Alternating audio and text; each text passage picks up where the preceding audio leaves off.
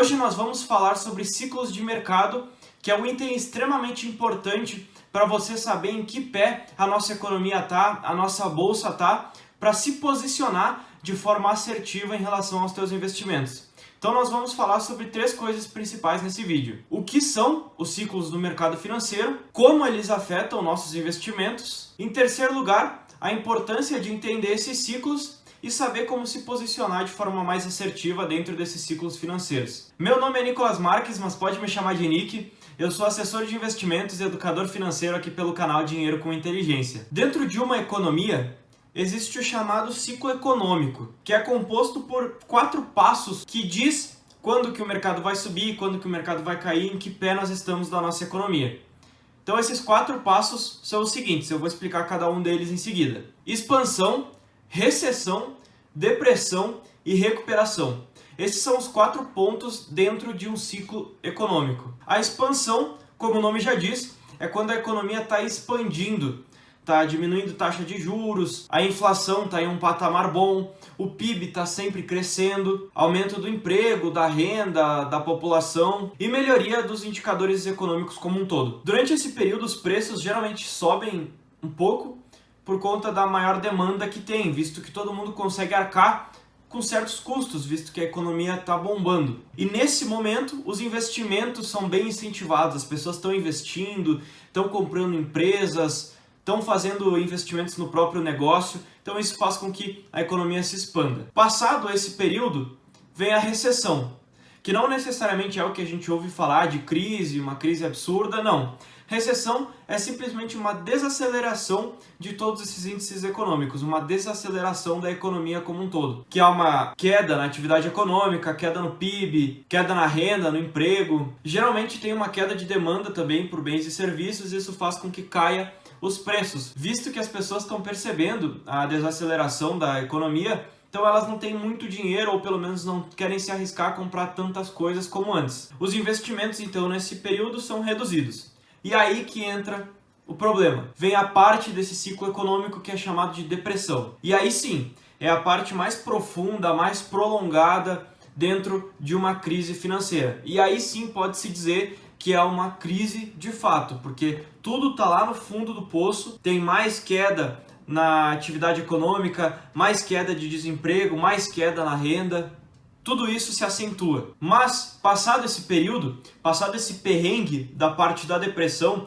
vem sempre a recuperação. Isso é inevitável, se mostrou funcional ao longo do tempo esse ciclo econômico. Sempre após uma crise, vai vir a recuperação, que aí sim entra no período em que a economia começa a se recuperar, os índices econômicos começam a subir, inflação pode diminuir, taxa de juros também começa a ter uma queda, e isso é o que vai ditar quando que a gente está saindo de uma depressão e indo para uma recuperação. Eu vou deixar um gráfico aqui na tela para vocês, só para vocês verem esses ciclos se mostrando de fato em gráficos, nesse caso do Ibovespa que eu trouxe aqui para vocês. O que mostra nesse gráfico? Pegando ali desde 2015, que mostra no gráfico, começa o período de expansão aqui nesse gráfico. Então ele sobe até início de 2020 e aí começa a recessão. Começa a cair o índice Ibovespa na recessão e chega no fundo do poço ali em março de 2020, que é o período chamado depressão. E logo após o que acontece? Esse índice sobe. E subindo, isso se chama uma recuperação. E aí nós estamos na fase de expansão e aí vai acontecer eventualmente todas as fases de novo. Recessão, depressão e recuperação de novo. Então tudo isso é extremamente normal. A maior parte dos gráficos de índices no geral, de índices econômicos também, não pensando só nos índices da B3, mas pensando em índices econômicos, isso tudo se mostra funcional, esse ciclo econômico de fato existe e a gente tem que estar ligado para ele para que a gente saiba como se posicionar ao longo do tempo. E além disso, existem ciclos do mercado de ações também, que é o chamado bull market, que é o mercado em alta, e bear market, que é o chamado mercado em queda. Eu vou falar como identificar cada um deles aqui e como se posicionar para ter o melhor proveito dentro de cada ciclo desses. O bull market ele é quando está um mercado em alta, ou seja, os preços estão disparando, a economia geralmente nesse período está bombando, inflação baixa, taxa de juros baixa, empresas crescendo, lucro crescendo das empresas. Isso gera um otimismo muito maior e faz com que mais pessoas comprem ativos e aí cada vez mais faz com que os preços subam e assim por diante. Não existe exatamente tempo para cada um desses ciclos que eu falei, mas geralmente eles duram anos. E nesse de bull market termina quando há sinais de desaceleração econômica. Quando o país começa a mostrar índices econômicos diferentes, aí acende aquele sinal de alerta. Então o que a gente tem que fazer nesse período para ganhar dinheiro no bull market? Bom, obviamente entrar no mercado de ações. Se todas as empresas estão investindo, estão crescendo, estão aumentando os lucros, por que nós vamos ficar de fora das ações? Então o que é o que faz mais sentido dentro desse mercado, desse ciclo? Comprar ações sólidas e com forte crescimento. E além disso, diversificar a carteira para minimizar risco. Para que se a tua análise de um mercado de bull market esteja errada, você não perder todo o capital investido. Outra estratégia, se você não quiser fazer análise de ação por ação, de ativo por ativo, pode ser comprado índices, por exemplo, BOVA11, IVVB11, SMAL11 e DIV11. Tem vários índices que replicam mercado de ações para que num bull market você consiga aproveitar essa alta desses índices. Por outro lado, o bear market ele é completamente diferente, ele é o oposto do bull market. É o mercado em queda, economia ruim, inflação lá nas alturas, desemprego. Isso faz com que o mercado de ações caia, pelo fato do pessimismo que as pessoas estão vendo na economia de certo país. Uma estratégia, nesse caso, é manter uma postura mais defensiva. Talvez possa fazer alguma estratégia com opções, alguma estratégia de proteção, ou o que eu acho que mais faz sentido é ficar mais na defensiva mesmo, comprar empresas sólidas, de crescimento, que pagam dividendos ao longo do tempo. Percebe que o bull market e o bear market, as estratégias de ações, são bem similares? Por que disso? Porque isso mostra que tendo uma carteira sólida, com empresas gigantes, que dão lucro, que sempre deram lucro, faz sentido em todos os cenários. Obviamente não é que você vai ter lucro em todos os cenários, mas que você não vai sofrer tanto em alguma crise e que não vai ganhar também muito em um bull market, por exemplo, mas vai estar sempre crescente o teu patrimônio e vai te dar mais segurança e tranquilidade no processo de investimento como um todo. Não se esquece de se inscrever aqui no canal, de deixar o like aqui nesse vídeo, que vai me ajudar bastante para eu seguir trazendo conteúdos mais de economia, que foi como esse aqui, e não tanto de investimentos como normal. Inclusive, comenta aqui embaixo se você quer saber alguma coisa de economia que eu não falei, que eu posso fazer um vídeo sobre isso. Então o próximo ponto desse vídeo é sobre ciclos do mercado imobiliário, que obviamente o mercado imobiliário é extremamente importante para uma economia e ele não pode estar fora desse vídeo. Existem duas etapas dentro de um ciclo do mercado imobiliário, que é o boom e o bust.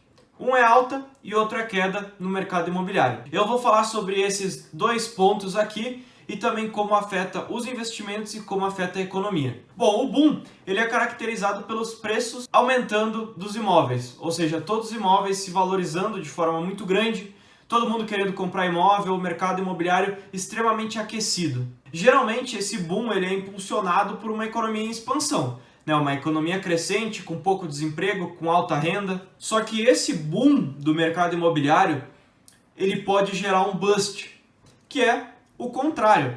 O mercado imobiliário se desacelerar e aí o preço dos imóveis começarem a cair, diminuição de demanda por imóvel, pode ter uma diminuição também nos empreendimentos imobiliários. As construtoras muitas vezes não vão querer assumir o risco de entrar no mercado imobiliário que está em desaceleração. Geralmente no boom, na alta do mercado imobiliário, as pessoas tomam decisões impulsivas, porque elas tendem a se sentir mais confiantes, vendo os preços dos imóveis aumentarem, e muitas vezes as pessoas têm medo de que os preços dos imóveis continuem crescendo para sempre. Isso não vai acontecer. Então elas muitas vezes compram lá no topo o preço de um imóvel. Por exemplo, a pessoa compra um imóvel de 500 mil que na verdade vale 250. E está o dobro do preço só porque está no mercado imobiliário aquecido. Pode ser que faça mais sentido esperar uma desaceleração desse mercado imobiliário para que o preço desse apartamento, por exemplo, desse imóvel, chegue a 250 ou menos, porque muitas vezes pode chegar a menos do que o valor de mercado normal, e aí você compra. É um melhor negócio do que tu comprar lá em alta. Como esse mercado imobiliário afeta o mercado financeiro? Os bancos, eles dão muito crédito imobiliário.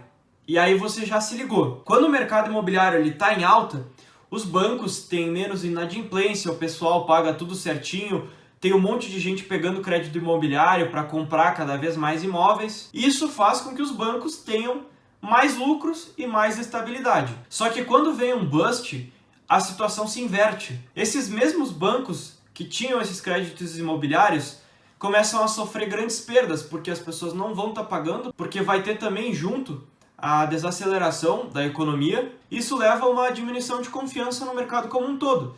E o bust vai cada vez mais se tornando realidade, até que a situação se inverta e venha um boom novamente. E como isso afeta a economia? Durante o boom, como eu comentei, a atividade econômica ela melhora, ela aumenta de forma significativa, porque vai ter mais construção de imóveis, com mais construções de imóveis, vão ter mais empreiteiros, por exemplo, vai gerar mais emprego e também um maior consumo, porque vão ter mais pessoas querendo comprar imóveis. Mas, se o boom for extremamente excessivo e passar de um certo ponto, pode estourar alguma bolha imobiliária, assim como aconteceu em 2008. Que até vou deixar de recomendação um filme para vocês, que é A Grande Aposta. Fala sobre essa crise de 2008 do mercado imobiliário lá nos Estados Unidos. Vale super a pena para vocês entenderem esse mercado de boom e de bust. Nesse vídeo eu te mostrei a importância de ficar informado em relação aos ciclos e também a importância de saber exatamente como se portar em certos ciclos econômicos. Eu espero que você tenha gostado desse vídeo. Obrigado para você que ficou até aqui. Eu sou o Nick Marques. Nos vemos nos próximos vídeos. Um abraço!